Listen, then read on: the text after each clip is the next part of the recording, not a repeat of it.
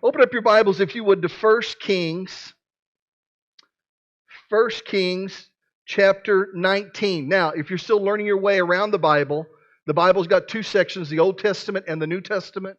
The Old Testament is before the birth of Jesus, and the New Testament is from the birth of Jesus on. And so First Kings is in the Old Testament. It's like the 11th book of the Old Testament. So there's Genesis, Exodus, Leviticus, Numbers, Deuteronomy. Keep going, Joshua, Judges, Ruth. Keep going. 1st and 2nd Samuel, and then 1 Kings. 1 Kings 19. So I'm going to talk about disappointment. We'll be talking about that over the next few weeks. And this morning we're going to be talking about when people have disappointed us, when we've been hurt by somebody else, or when things have happened that haven't gone according to expectations. And keep this in mind when we talk about disappointment. So many times it is connected with unmet expectations. Now, sometimes those expectations have been communicated, and sometimes they haven't been. They've just been expected. And so when they don't follow through, then we have this disappointment. We're going to talk about why it's so powerful, what it does in our lives. So in 1 Kings chapter 19, as you turn there, this is a guy named Elijah in the Old Testament was a prophet, and God used him, and the people that God had called him to minister to were really kind of backslidden in a huge way. And so with all of this going on, that he had just been through this huge event, God had used him to deal with these false prophets. And so just this huge thing that God had done with him. And then he'd heard from a queen that had said by the name of Jezebel. And she was not a nice lady at all. She was just not a nice lady. And so she threatened to kill him. And he got wind of it and he began to run. And so he ran. He was discouraged. God ministered to him because even in our discouragement, God loves us. But we're going to take up with, as he's finishing his running in verse 9, it says this, "Then he came to a cave where he spent the night. But the Lord said to him, 'What are you doing here, Elijah? What are you doing here?' Why are you in this place right here, right now? What are you doing here, Elijah?" Elijah replied, "I have zealously served the Lord God Almighty, but the people of Israel have broken their covenant with you, torn down your altars, and killed every one of your prophets. I am the only one left, and now they are trying to kill me too." So, in other words, Elijah begins to say, well, the reason why I'm here, God, is because nobody's doing it like I'm doing it. Nobody else is living up to their expectations. It's just me. And we have the theological term for what Elijah is doing right now. Are you ready? You went to Bible school to hear this. It's theologically called a pity party. Okay, so he's having a pity party. We've all had pity parties before. We get in trouble when we invite people to our pity parties, right?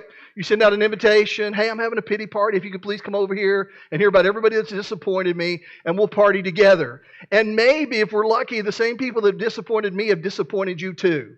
So that's pretty exciting, right? No. So anyway, so he says this to God. All these things are happening. And then God says this to him. He said, "Go out and stand before me on the mountain," the Lord told him. And as Elijah stood there, the Lord passed by, and a mighty windstorm hit the mountain. It was such a terrible blast that the rocks were torn loose, but the Lord was not in the wind. And after the wind, there was an earthquake, but the Lord was not in the earthquake. And after the earthquake, there was a fire, but the Lord was not in the fire. And after the fire, there was a sound of a gentle whisper. When Elijah heard it, he wrapped his face in his cloak and went out and stood at the entrance of the cave. And a voice said, "What are you doing here, Elijah?" This is obviously a big deal to God that Elijah began to confront the reason why he's here. And again, Elijah's response was, "I've zealously served the Lord God Almighty, but the people of Israel have broken their covenant with you, torn down your altars, and killed every one of your prophets. I am the only one left, and now they're trying to kill me too." Then the Lord told him, "Go back." Everybody say, "Go back." "Go back the same way you came and travel to the wilderness of Damascus." So God begins to deal with him and begins to give him instruction. What I want us to see right here is one of the reasons why disappointment is such a big thing and such a powerful thing, and we have to get hold of it, is understand this, is that disappointment can cause us to get stuck. That whenever things happen in our life, or maybe they don't happen the way that we expect them to, and we connect that to a human being or to people, that so many times we carry that disappointment around, not just for a day, not just for a week, not just for a month, but sometimes for years, and we get stuck right in that place. It's kind of like being stuck in quicksand. But the thing about it is we don't go all the way down. We just can't move forward. We're just stuck there. Maybe some of you came in this morning and there's a disappointment in your life that in some part of your life you're stuck in that place right now.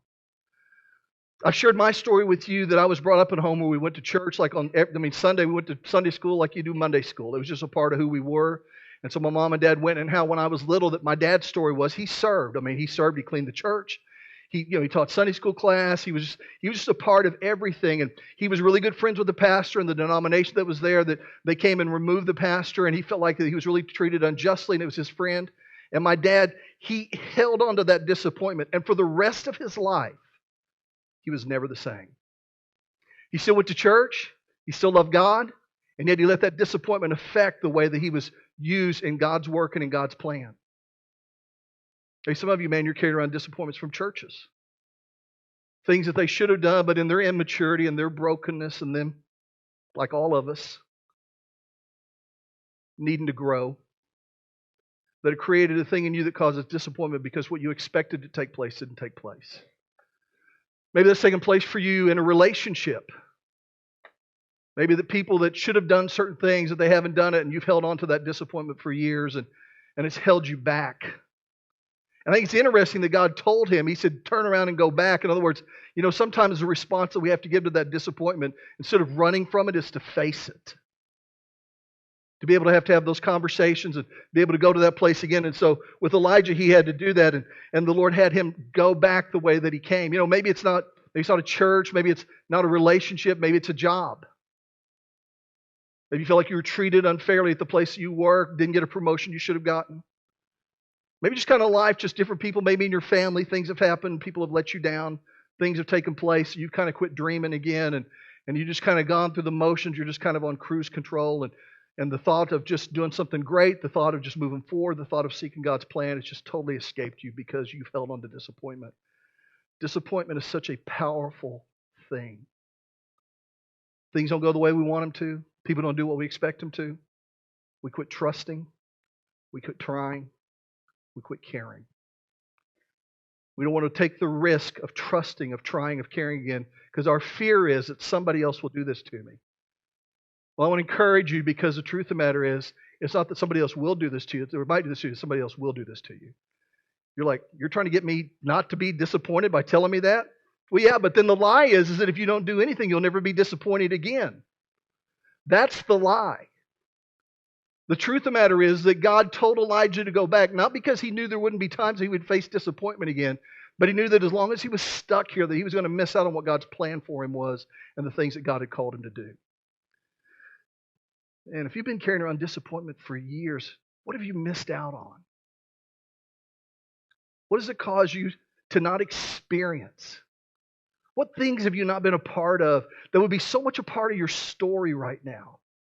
If you just let this go, if you would just step into it, if you would just push past it, what things have you just been a spectator at when God's plan all along was for you to be a part of it? And not just a small part, but a significant part. But you've let disappointment hold you and you've just gotten stuck in this place.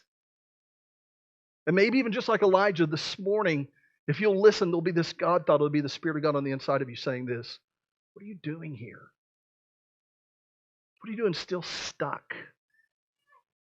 And maybe he's dealing with you like Elijah. Instead of running for what it is that you're running from, maybe to turn back around and face it and go back to it. It's just amazing that all of us, as we journey in life, have been disappointed by people. And sometimes they know, and sometimes they don't know, and sometimes they care, and sometimes they don't care. And here's the other part of it. All of us have disappointed somebody at some point in our life too. We've not always been the victim. But we have to understand this, that God's got a plan for our lives, and to be able to push through that and to know that I have to let go of this because I don't want to be stuck in this place forever. I watched my dad be stuck for decades. Not just a day, not just a week, not just a month, not even just a year. For over 30 years. Never served like he did at one time. Never be committed, never be involved or connected. He still went to church, still loved God, was still a good dad, still a good husband. But just his involvement in the church was never the same because he held on to this disappointment, and forever it just kept him from missing all. So many of his memories connected to church were connected around the times that he wasn't stuck. Connected around the times that he wasn't disappointed. He would talk about the ways that God used him, and yet he could never make that bridge to say, I got to move on past this. And so disappointment is so powerful because number one is that what it causes us to do is that disappointment can cause us to get stuck. Let's look at number 2 right here. Go with me, if you would, to 1 Samuel 15. You're in 1 Kings. 2 books before 1 Kings is 1 Samuel. So before that is 2 Samuel and then 1 Samuel. 1 Samuel 15. And what's taking place here is that there was a guy named Saul that was called to be king, and God used a man named Samuel who was considered to be a prophet at that time, and his job was to anoint Saul to be king. Well, they apparently had this friendship, this relationship, and as time went on, Saul continued to disobey what God's plans were, and finally, one day God said he can't be king anymore. And so God had somebody else to be king, and so Saul had to have that hard conversation. Have you ever had to have those hard conversations before? I mean, Samuel had to have that hard conversation. I hate those hard conversations.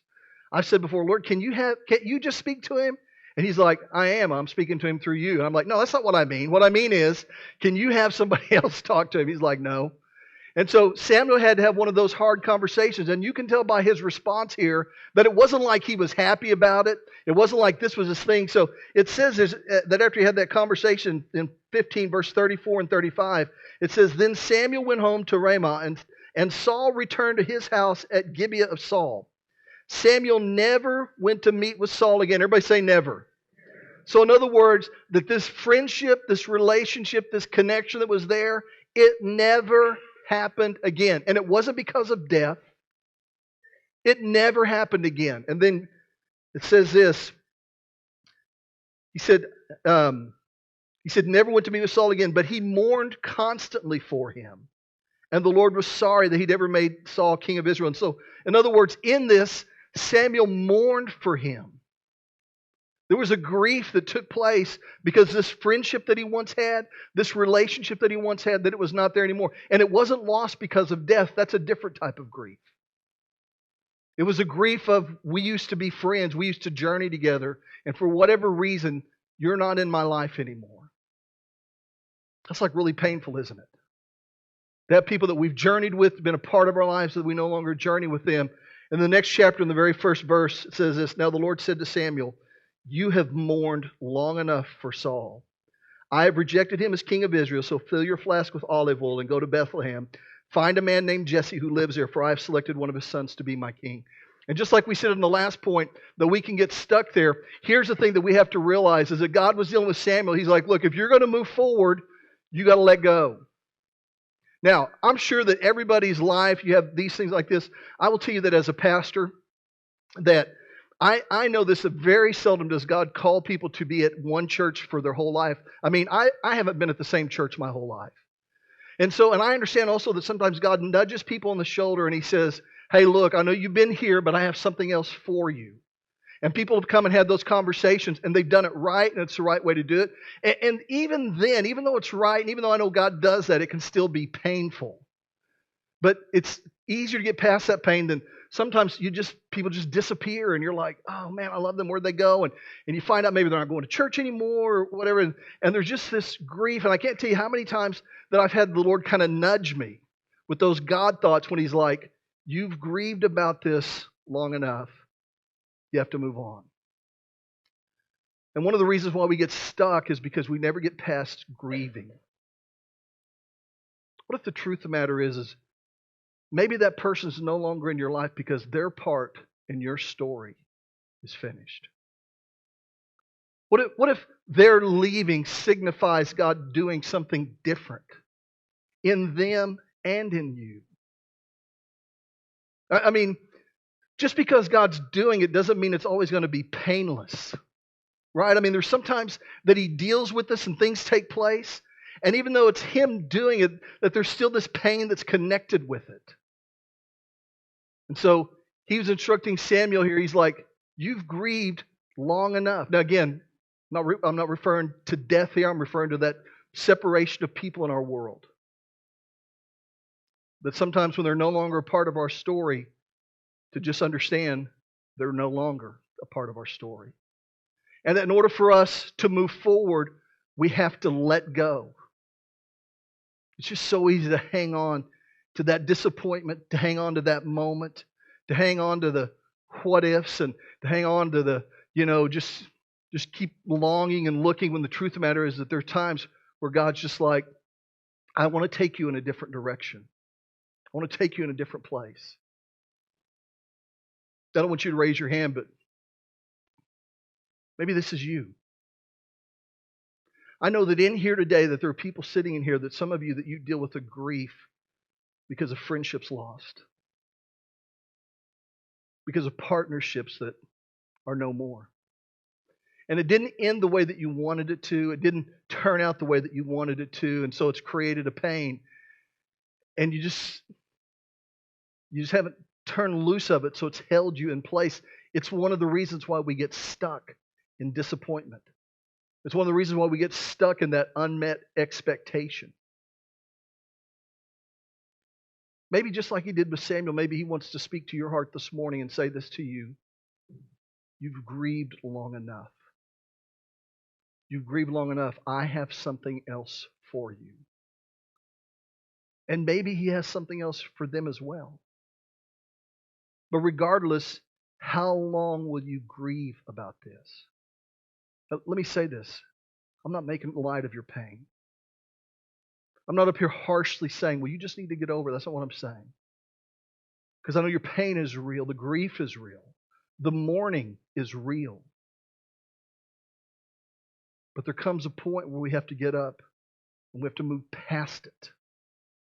Move past the mourning. Move past just like Samuel had to with Saul, that Saul's still around, but he can't be a part of my story anymore. To let that go and move forward and let God do what he wants to do in your world. You've grieved, you've mourned long enough. He has something else for you.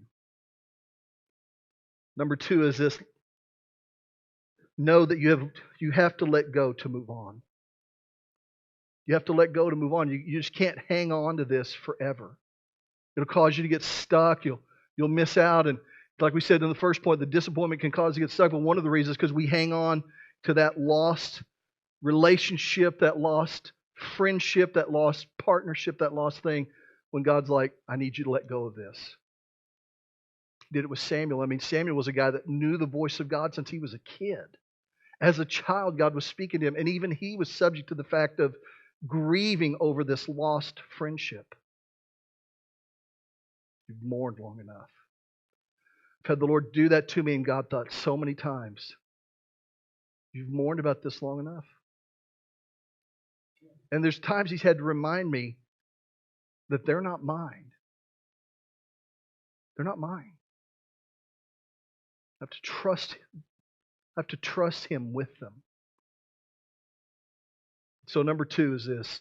Know that you have to let go to move on. Let's look at number 3 and we'll close with this. Go with me to Genesis 50. Genesis is the first book in the Old Testament. So many of you know about this guy, Joseph, who was, his dad was a guy named Jacob. And so he was born, he was one of the younger of Jacob's sons. And he had this dream that his brothers were going to go work for him someday. And so he told his brothers that. And you can imagine how exciting it is when your little brother comes and says, I got good news for you fellas. Y'all going to be working for me someday. Aren't you excited about that? You know what I mean? I mean, that's just such good news. And so, and here's the problem is that how many of you have younger brothers or sisters? They usually think they're the boss anyway, right? I mean, isn't that the truth for a lot of you guys? I know in our home that one of the reasons, David was the oldest, and he always had to remind Ashley that he was the oldest. And so there's this, this thing. Well, that was but Joseph really had a dream that God had given him that they were someday going to bow before him. Then he had another dream, and in that dream, not only were his brothers bowing for him, but his parents were. And so Joseph, having all the wisdom of a teenager, went and told his parents, hey, I got good news for you guys. Not only will my brothers be working for me, but you guys are too. And his dad was like, if you think I'm bowing before you, you got another thing coming. And so, Joseph was probably kind of confused. I don't know why they're not as excited about this as I am. So as time went on, his brothers were so upset with him. This is how mad they were. They're like, all right, I've had it with Joseph. I'm killing him. And somebody's like, no, that's kind of radical. Let's just sell him. And so they decided to, you see how much nicer that was than killing him? So anyway, they just sold him. And so he went off and he was bought by a guy named Potiphar, and he was very faithful in Potiphar's house.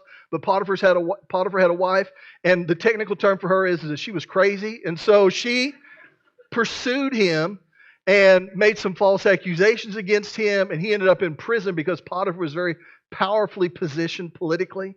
So Joseph was put in the bad prison. He was put with chains and stocks around him, and was just kind of very, in a very hard place. And it all led back to his brother's insecurity and the pain that they created. Well, then one day a guy in there said, "Hey, look, man, I had this dream." And Joseph said, "The dream is this, and you're going to be restored to your place. And when you get in front of the king, tell him about me." And the guy said, "You got it." Well, the guy forgot. He was restored, and he forgot to tell him about Joseph. So Joseph was in there another 2 years. And one day the king had a dream, and he said, "Man, this dream really troubles me. I don't know what it means." And then the guy goes, "You know what? There was a dude in prison. I forgot all about him. And he had told me a dream a few years ago. Maybe if you get him up here, he can tell you what his dream is." And so they fix him up and clean him up. And Joseph came up and he told Pharaoh, he told the king what his dream meant. And so it was such a big deal that the king entrusted him. It says that he was like second in control of all the land of Egypt. That there was going to be this famine that came, and he was going to be entrusted with rationing out the food. Well, it hit to where his family was, and so some of the boys were sent to where he was, didn't know who he was asking for food, and he recognized them instantly. Now, if the person standing in front of you that's caused all this disappointment in your life, that has caused you to experience missed years with your family, caused you to be in prison for false accusations, and now they need you, and you're in charge, what would you do to them if you had the opportunity? Don't say it. Because I know you're not thinking, sell him.